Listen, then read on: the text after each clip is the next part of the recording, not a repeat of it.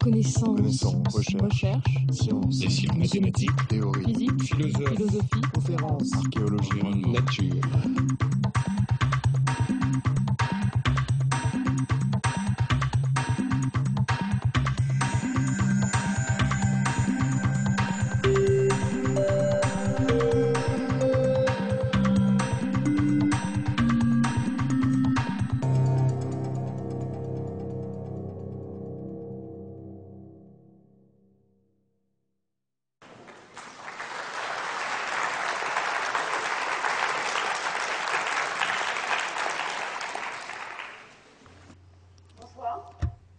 Good evening.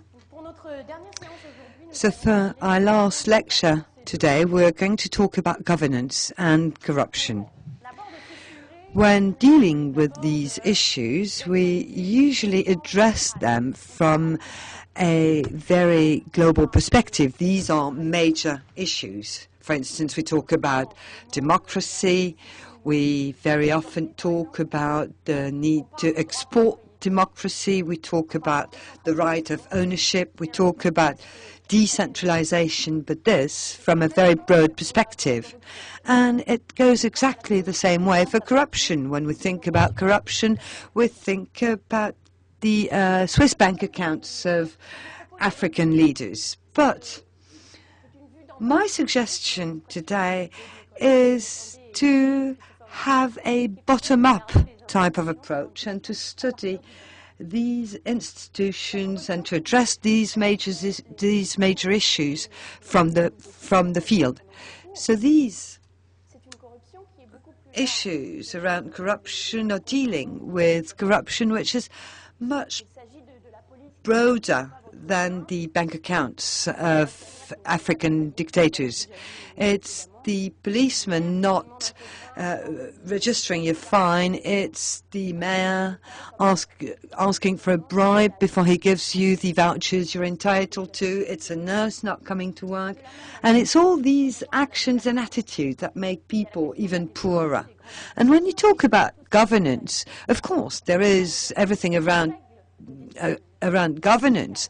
But we'll see today that all rules around the decision-making process at local level do have a major impact on the type of decision which is made, on the distribution of resources, allocation of resources between villages and cities, and on the freedom of individuals.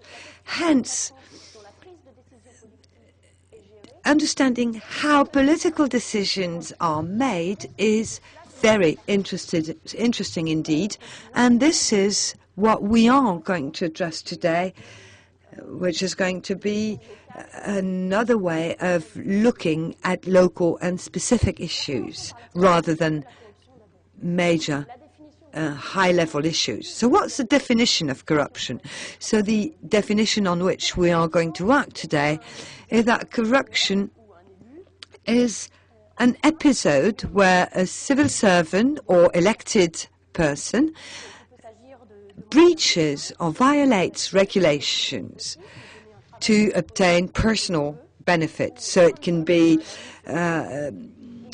paying a service to a friend using public funding, or it can be offering a job to your nephew, but it's also absenteeism. And the measurement of corruption is something difficult to do. It's very difficult to measure corruption because these are illegal actions. Therefore, those people who take part in corruption are not really willing to provide you with information.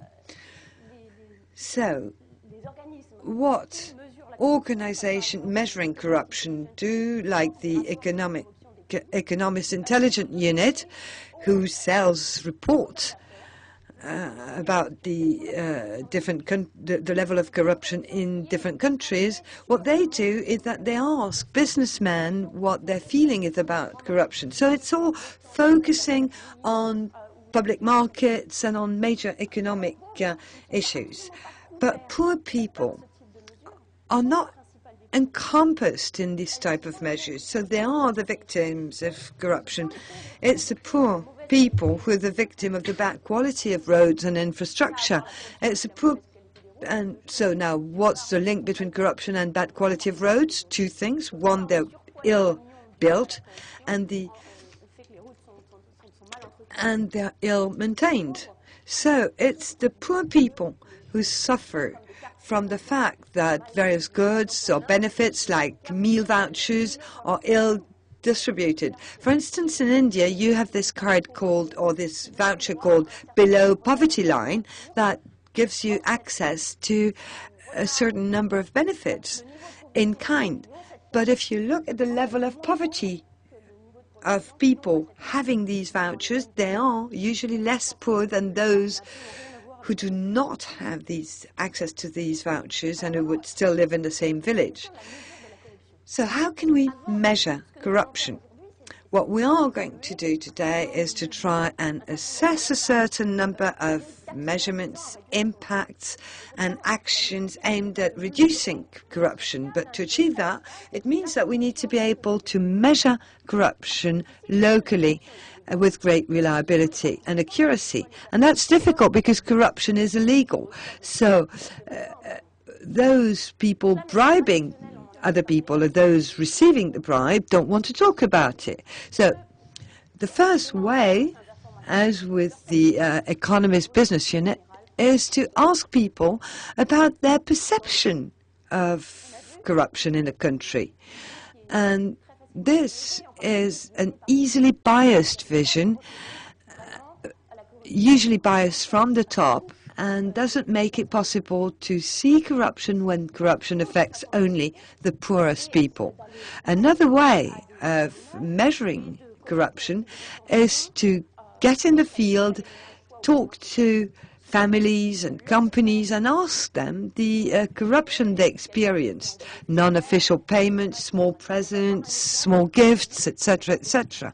And this is what we'll talk about with an example about the police forces.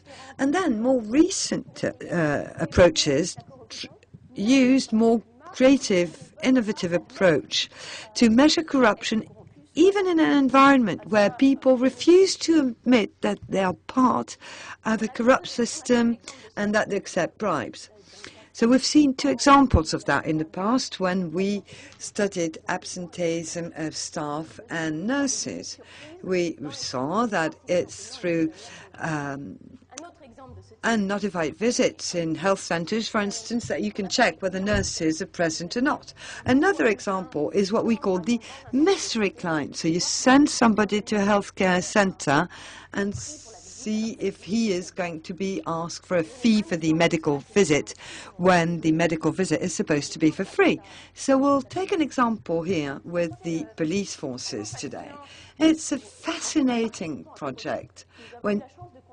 And we were very fortunate to carry out this study with the police department of Rajasthan. Rajasthan is a state in India, bigger than France, and they have 150 police stations based in 15 districts. So it's a whole project here to try, in cooperation with the police, to try and reduce the level of corruption and improve the image of the police forces in the population.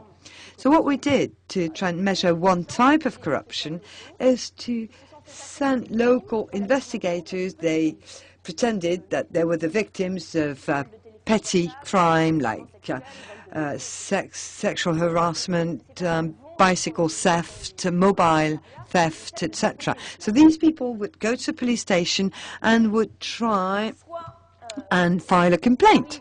So either they manage and the police accepts to register their claims, so as it's illegal to file a claim for something false, then if they were allowed, they say who they are. But before this project began, I need to say that all police stations had been informed that such investigations would be carried out, and the results would not be shared with the hierarchy.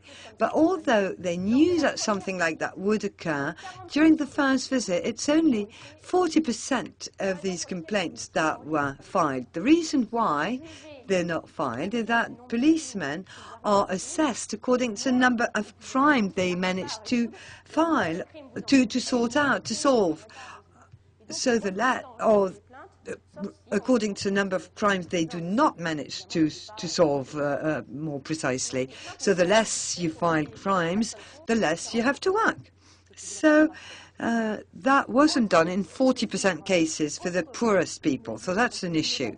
Another new way of measuring corruption is to follow users. This is an example that was implemented in Indonesia. It's a study carried out by Ben Olken. We'll talk about Ben Olken quite a lot today because he's been working quite a lot on these issues around corruption. So he took investigators on board trucks, and they were driving in the Aceh province in Indonesia, where you have a large number of armed forces because they've just been through a conflict. So soldiers are there along the road, and they can regularly ask for a bribe. And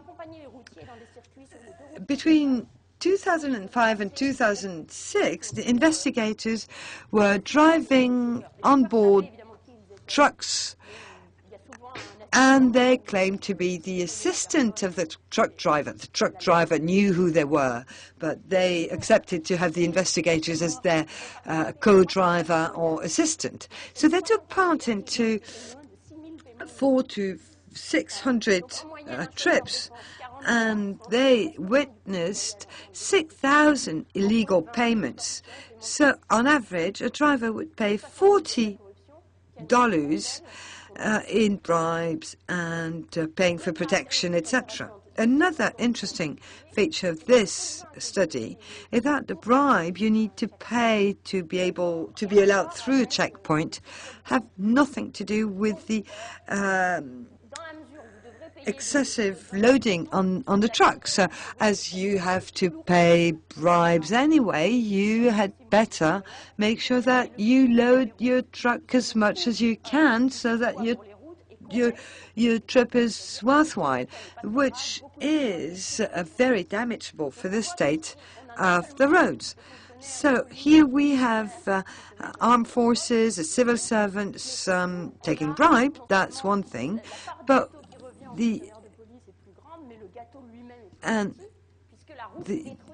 then there is another impact. The road is destroyed because the trucks are loaded with an excessive weight of goods. So that's another way of measuring corruption is auditing. This is something that developed quite a lot over the last years. And yet another one is what we call the missing material type of methodology. So if you want to build a road, you need material to build the road. You send these materials from point A to point B, and how much of these materials are lost along the way? So once again, Ben Olken studied that, and when you don't have good road system or road network, it means that villages get poorer because they have no access to major cities. So that's a major local issue. And this study was focusing on corruption in road building, and it's a local team in charge of building the road. So we are going to see that Ben Olken and the World Bank, and along with the Indonesian government, wanted to implement a certain number of programs to reduce corruption. But first, they had to measure corruption. How do we know whether corruption has decreased or not with regards to road building? So when you build a road, one of the ways you can make money for yourself is to declare a larger quantity of materials than what you will actually need. So you can have a false invoicing system, or you can order more than you need and use it for your own purposes. So what Ben Olken did was You see here a picture of engineers digging the road in many different places. So they sampled the road and they measured the type and quantity of material that had been used. So how much stones, how much sand, how much covering material, etc. Then they make a price assessment. Then they study wages to try and see how many people had been used to build the road. And then they compare this to the statements made by the team in charge of building the road, and they realized that 24% of all elements declared were missing. So that's a 24% waste, or which is the extent of corruption. So all these different types of corruption led us to a position in which we can assess a certain number of methods or actions to reduce corruption. But before we do that, we need to understand what's the very nature of corruption and why should we look into corruption in a different way, or in a way that would be different from the way we would address theft in the private sector. Why is corruption in public sector be any different from misappropriation in private sector? It's not so much the attitude of the thief, but the nature of goods which are stolen, because the state intervenes when goods and products are not distributed in an optimal way in the marketplace. So when there is a conflict between private and public interest.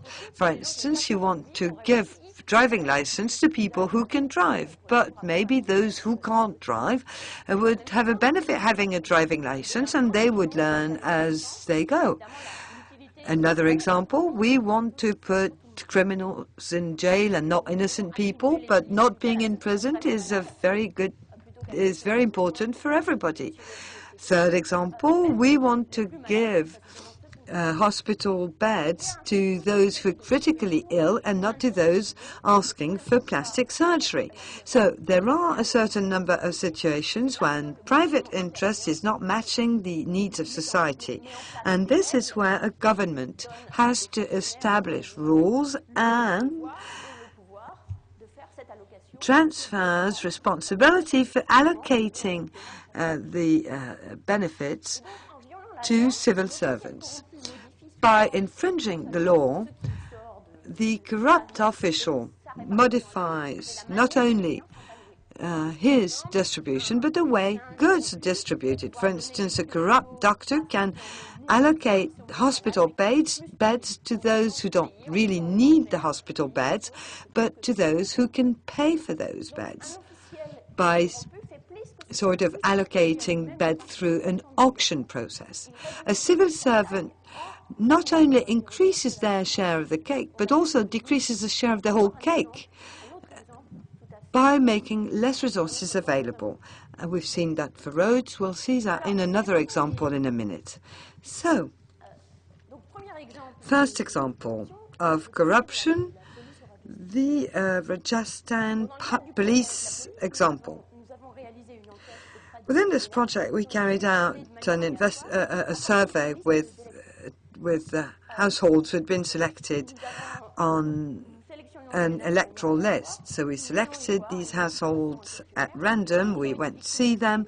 We asked them a questionnaire, and if they were victims of a crime, then the questionnaire is longer and more detailed. But very often we realized that it was very rare the victims would report the crime to the police. In 71% cases, victims would not report to the police. In 8% cases, they report to the police, but the police did not accept to register their complaint. And in 21%, the crime is reported and registered. So that shows the danger of corruption. Not only, so that shows that 79% of crimes are not even registered. Another thing, an allocation, we'd rather have criminals to be afraid of the police, and we'd rather have good citizens not be afraid of the police. But we see that it's just the opposite here. And when you ask people, generally speaking, when we ask people who are good citizens, when we ask them, would criminals be afraid of the police and would good citizens be afraid of the police? And the answer, well, a large number of criminals are afraid of the police, but that's 46%. But 39% of good citizens are afraid of the police too. And this difference is quite significant. And there are just as many good citizens who are afraid of the police as criminals. So this is a conflicting situation by which the police is just incapable of doing their job. Now, second example with regards to the danger of corruption, in terms of reducing the size of what I call the social cake. That's a question of who will get a driving license. That's a typical example of corruption. You pay for having a driving license rather than taking a test. So there is a study carried out by Marianne Bertrand, Simon Jenkoff, and Rema Handa, and they took a bit more than 800 people who wanted to take the driving license test in Delhi. So they waited for them just before they took the test, and they started to learn how to drive in a driving school, and they just placed them in 3 groups randomly. And there was the control group, everything goes as usual. There is the bonus group with participants receiving a financial bonus if they get their driving license in less than 32 days. That's 2 days more than the legal time needed. And the short, what we call the short group, with participants getting free driving lessons. So would these people have more opportunity to pass the test?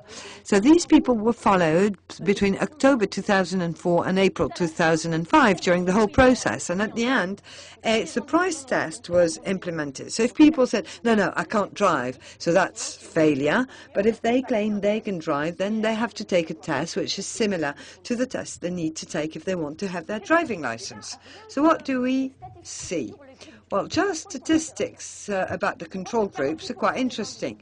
48% people in the control group obtained their driving license. A certain number of people never actually tried.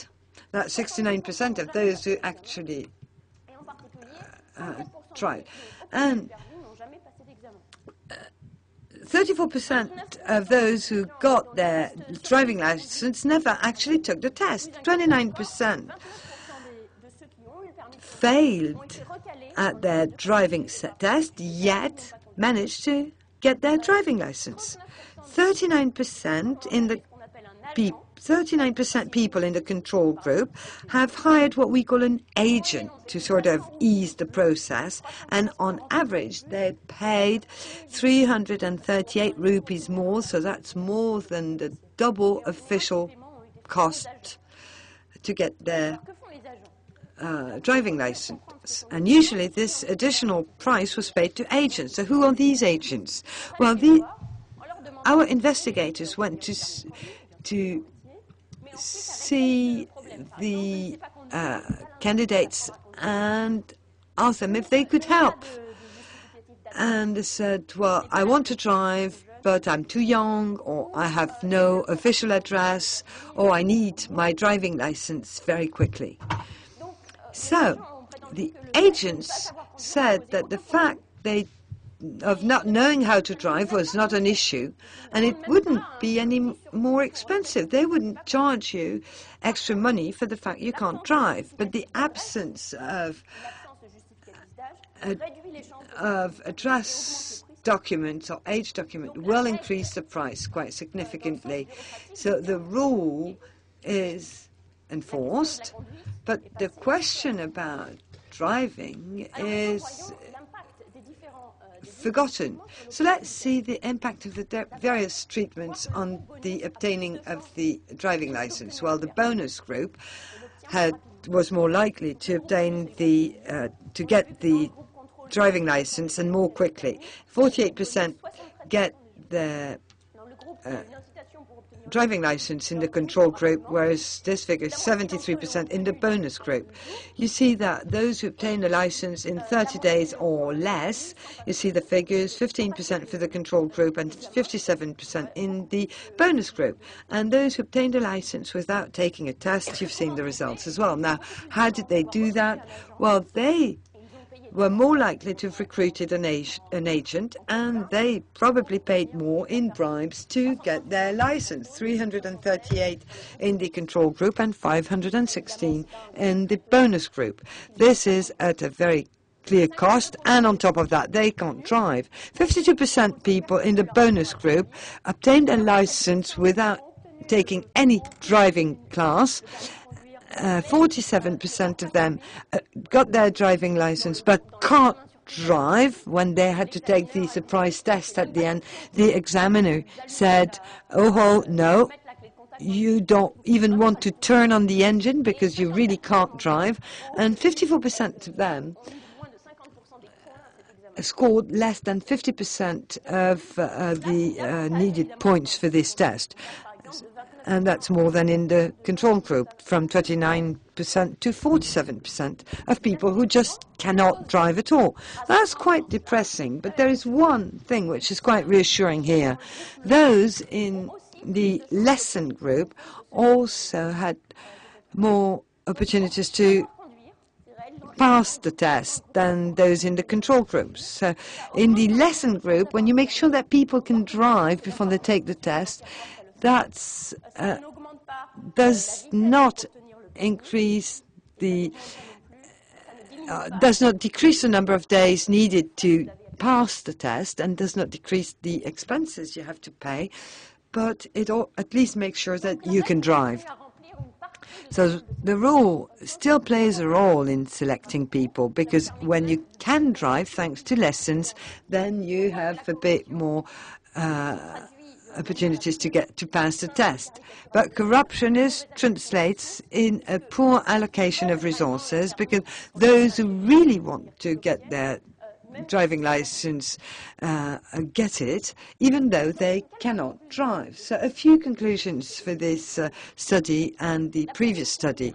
The first conclusion is that it's important to say that there would not be corruption in a system in which all you'd need to do is pay for your driving license without having to learn how to drive. Some countries have decided people would no longer need to learn.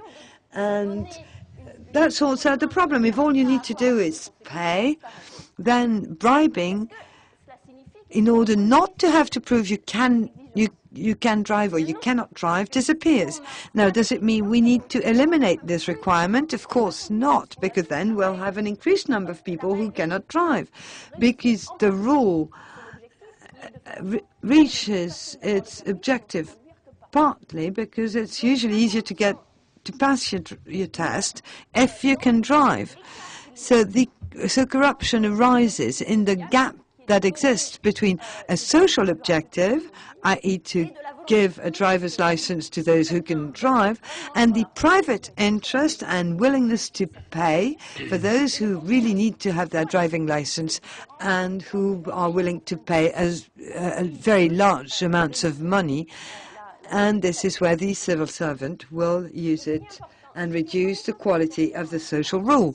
So one thing which is important to be mentioned is that if the government was to give up hope and improve with regards to improving resource allocation as compared to what the market would be able to do, then there would be no corruption. Yet that doesn't mean that would improve the situation. And corruption arises from an effort to do better and to go against the traditional way the market operates. Second conclusion, the corruption has a cost. And as opposed to saying what the saying goes, i.e., well, it just makes things easier within the system. And there's nothing worse, basically, than a civil servant is corrupted. Okay, I mean, it's the whole idea that, okay, corruption enables things to be happening, to be processed, and to be operating, being part of a system. And basically, this is, in some ways, it worsens the social conditions. And it's difficult to be avoided because there's always this conflict between the optimal allocation and what people can or want to do, what these private agents are able to do. So we come to a better understanding of how corruption occurs and to what extent it is a costly phenomenon. Now let's look into three key approaches to look into this matter. Well, let's start with the upper part and the lower part. So, and thirdly, let's look at the changing the rules, i.e., resorting to decentralization. Now, looking at the upper control related elements, well, let's look at police and roadways, see what lessons can be learned, and then let's look into the supervision by users, i.e. police, roadways, and supervisions by users. Well, let's start off with the police, and let's go back to Rajasthan. Somebody checks into a police station to get his or her complaint registered, and basically tells the policeman who is involved, well, this is I'm not the actual an actual client, but I'm a mystery client. Okay. And let's look into how the behavior of policemen is going to be altered or changed. So we've sent people at random throughout these various police stations. So all of these police stations would get these people in at random dates in a random pattern. So it was a way to compare the attitudes of police personnel at different points throughout this study. So this is your initial visit. So 40% of complaints are being recorded, and moving on to the second and third, and the fourth and fifth visit reaching 70% here. So basically, some people come and basically get their complaints registered to a, I would say, a more or higher degree now, as opposed to what was going on at the beginning of the survey. Now, in terms of the experience of having audited these police stations, has introduced some kind of a fear that this event of non-registering complaints can reoccur. And maybe towards the end of the survey, given the increased number of people with their complaints registered, this shows that there has been an improvement in the system. So basically, the fear of being audited changes behaviors. And let's look back at the roadways with engineers digging and sampling roads. Well, we have a Ben Olken and Kikamaten development project related studies that was developed in Indonesia. This project was about, well, giving each village a choice of project and for them to forward a proposal to a sub-district entity which would select projects and allocate funding for to the villages.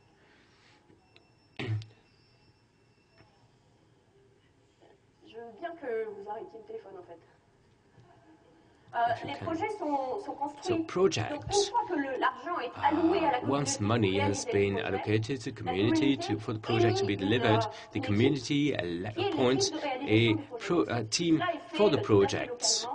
So this is all done on an ad hoc basis, coordinating entrepreneurs. As you know, corruption is rife in such projects, and 20% of materials disappears between the initial delivery and what ends up in the actual project. So this is widely known, and Benelcon worked with the World Bank and the Indonesian state in order to conceive and design strategies as well as testing strategies in order to improve governance and to cut down corruption. So these projects are homogeneous. One of the strategies to cut down corruption was to announce that each project will be audited with a 100% probability rate.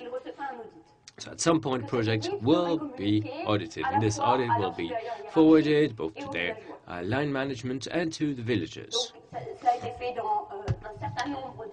So this has been done in a number of the villages covered by the study, and you can see the decrease in number in terms of corruption between the control group and the audit treatment systems. So we're moving on from 27.7% in control group to 19.2%, quite a significant decrease in corruptions for the major items. So this corruptions focuses both on physical equipment, hardware, and salaries as well.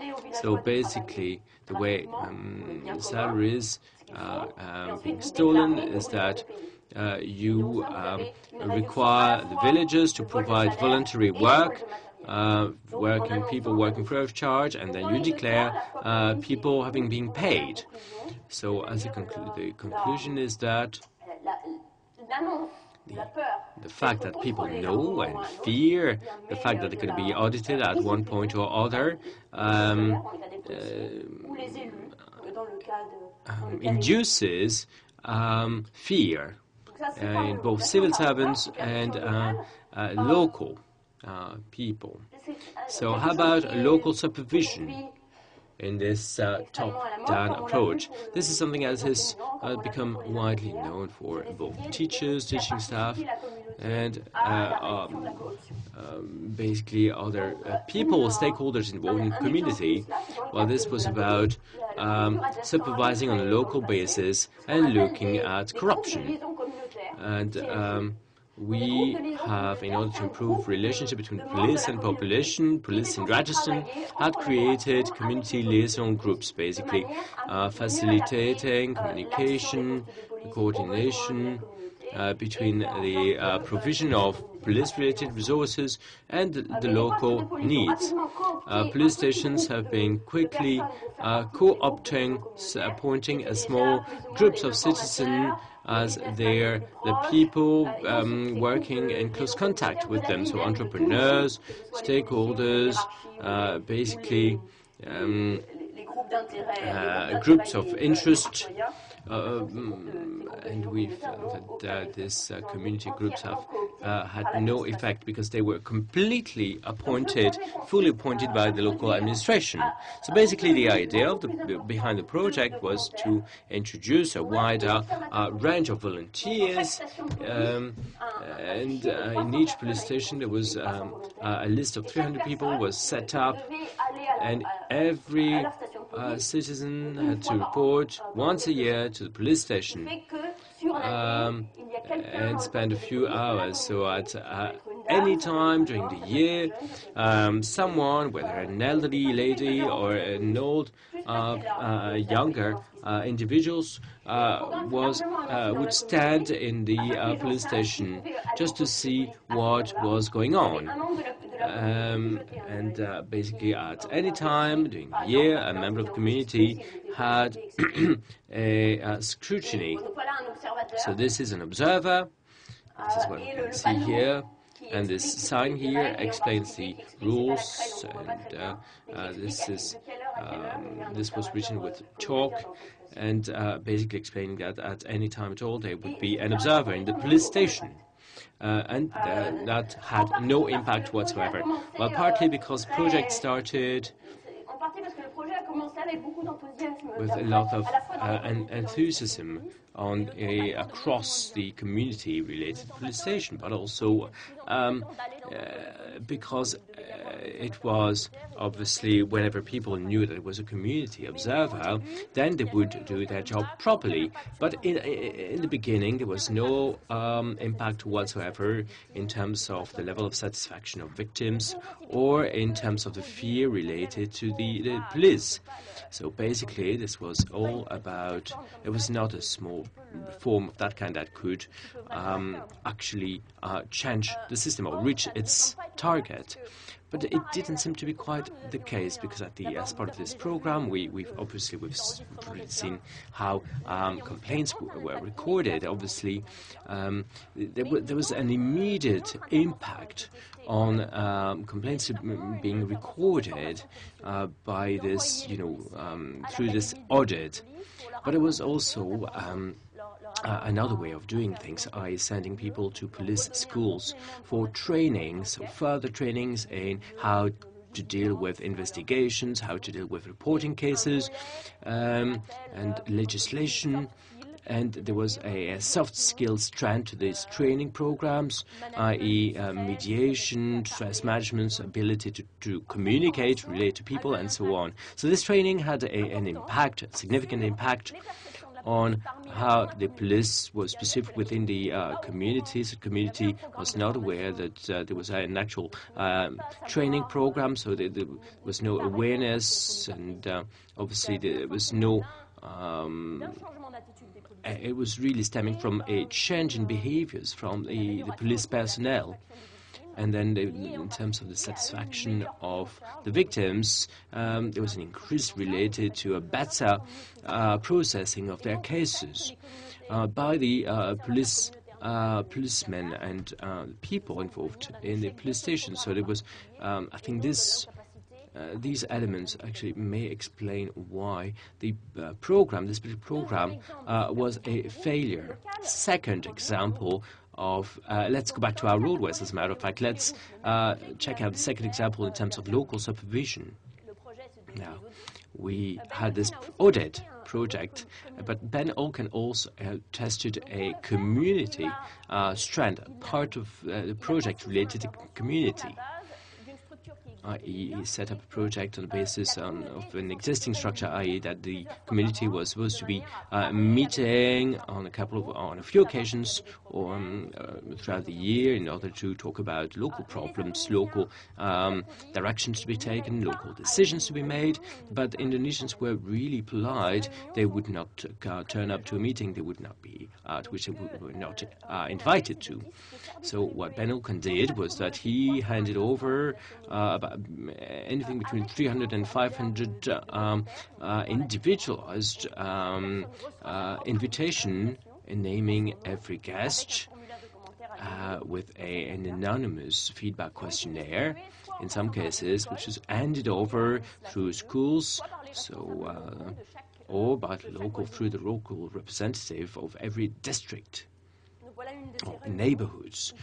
So this is an example of one of those meetings, somebody taking the floor, and there was an increase in engagement, attendance increased from 47 to 74%, so greater involvement in these meetings, and an increase in between 24 to 47% of people participating who were not part of the local elite, and the number of people willing to talk increased number of people who would speak out during these meetings. Quite good result, but this project did not affect any further the actual corruption related to road works.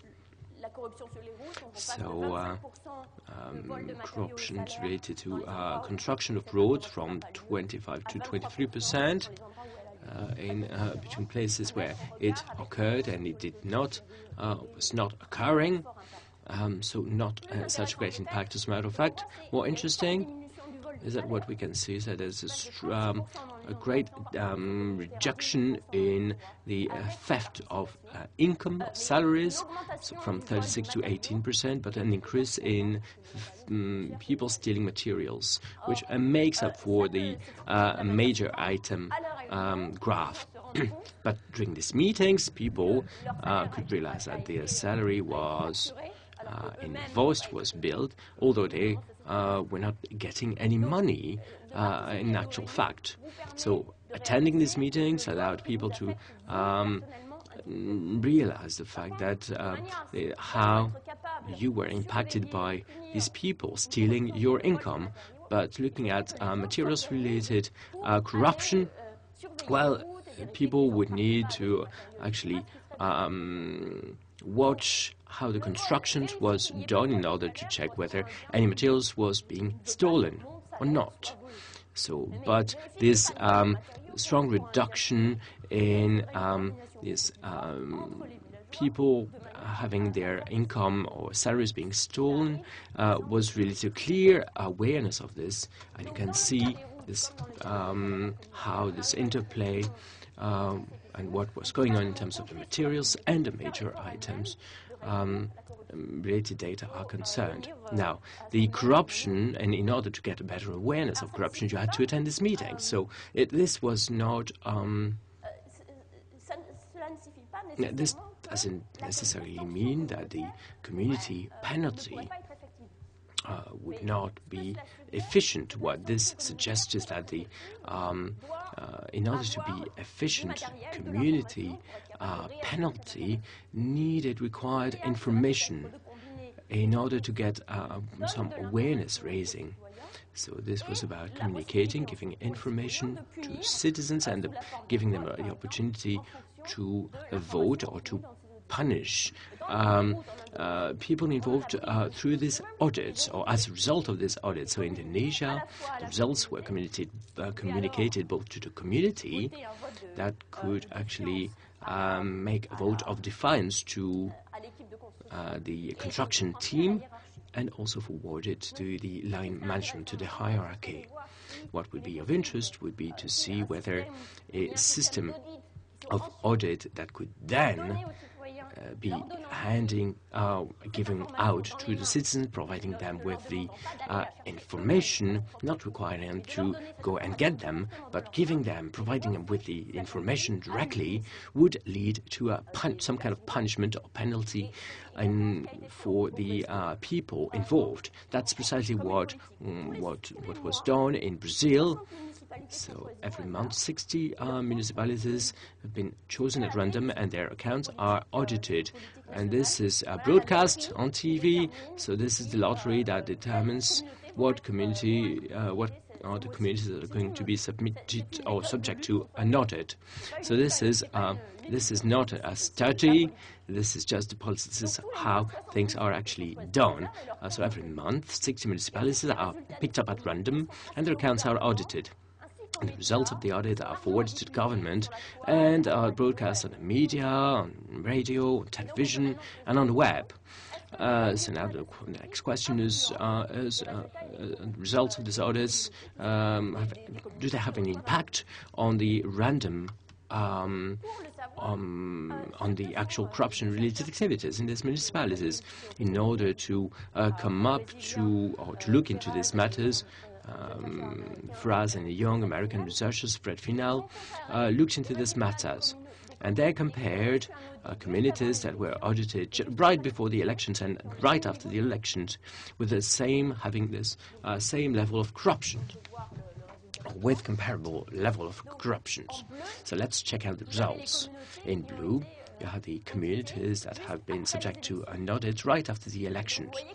And as you can see, in these communities, the probability of being re-elected is the probability of being re-elected for the existing municipal team is not in relation to corruption. In red, you have communities that were audited right before the elections, and in these communities, the probability of being re-elected is strongly reduced with corruption. In particular, if you compare these two dots for municipalities that were audited, for municipalities that were not corrupted at all, being audited right before elections actually increases probabilities that the teams are going to be re-elected.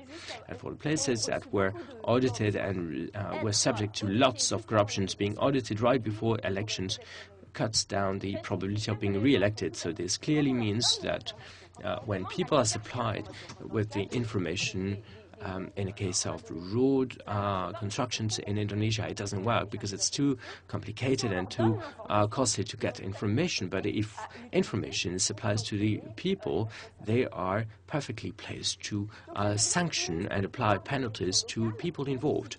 So in terms of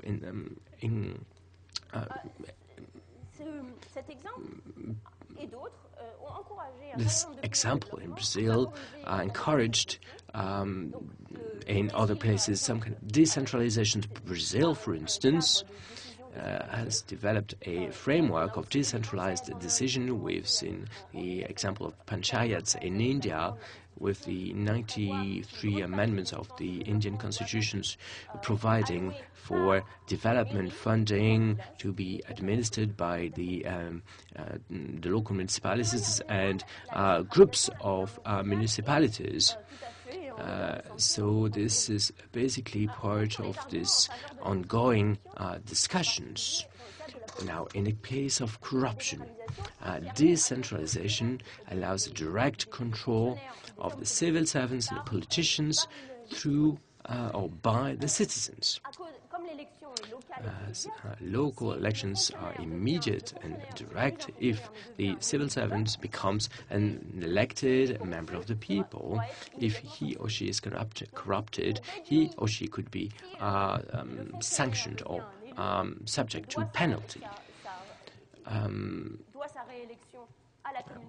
If his or her re-election is provided, or thanks he or she is re-elected thanks to the community, then the corruption should be reduced. Second reason is that the local communities knows well or is well aware of the needs in relation to the central power, or in comparison with the central power. If there is a need for school, if there is a need for such and such amenities, then the local community can decide what to do next in a more accurate way.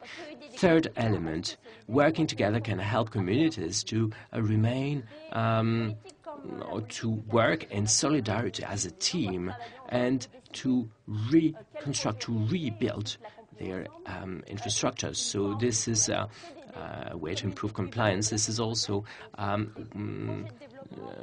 development projects referred to as CDD, community-driven development. These are generated by the community, especially in areas recovering from a conflict, like in Rwanda, in Sierra Leone. We try to get people working together around a community projects, not only because of these projects, but hoping that the project will enable these people to recover from the conflict.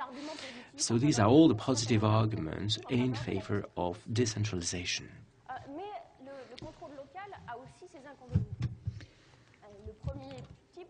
But local control or management also has its drawbacks, with confiscation by an elite, a local elite, usually an old traditional elite, which takes this opportunity to take over a power which had been confiscated from them by democracy. So if elite is very powerful, they can lock elections and gain control over the population in areas where traditionally there was a very structured hierarchy.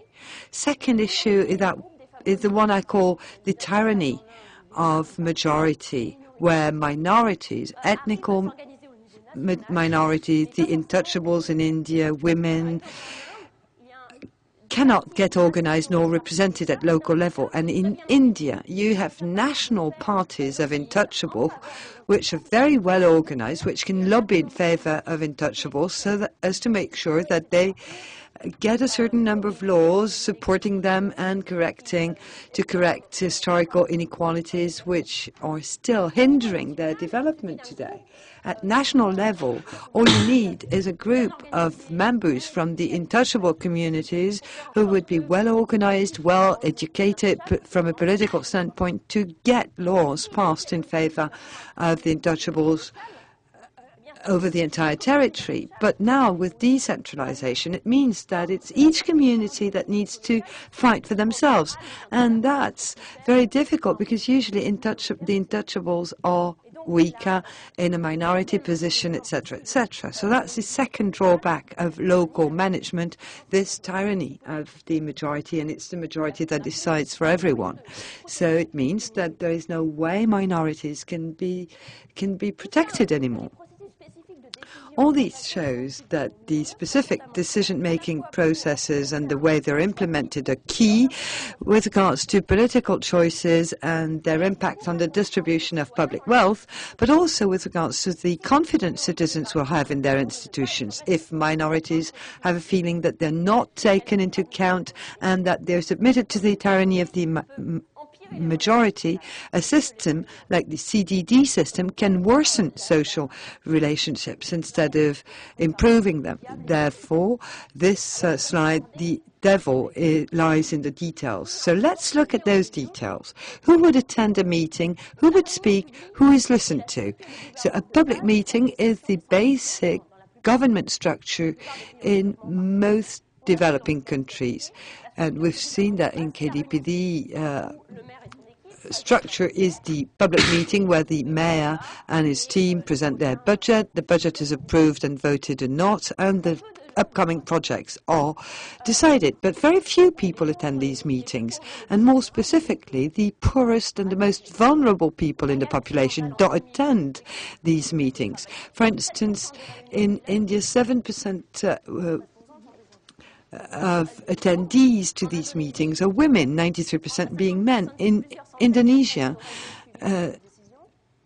several hundreds of people attend these meetings, but more than 60% are part of the local elite.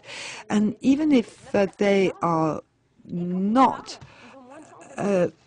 willing to talk, when they do talk, they have little opportunity of being heard. A very clear example of that is a study that we carried out with Laurie Beeman and Hoi Pandey and myself. We recorded 200 Gram Sabhas meetings in 8 states that we recorded, and then we listened and studied who would talk and what were the comments.